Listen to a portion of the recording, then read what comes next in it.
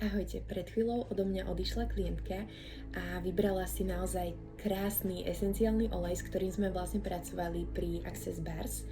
A som si povedala, že s vami zazdielam myšlienku, ktorá mi napadla.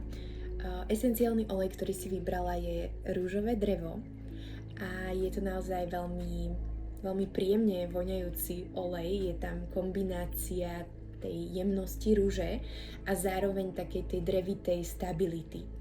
A ja tento esenciálny olej vnímam naozaj taký ako keby harmonický. Je to také krásna pripomienka, že naozaj tá jemnosť alebo citlivosť, ktorú v sebe nesieme, nemusí byť braná ako slabosť.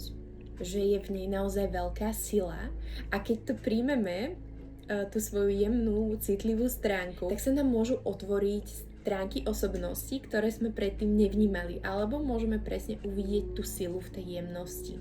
Takže to je taká malá pripomienka na dnešný deň a majte sa krásne.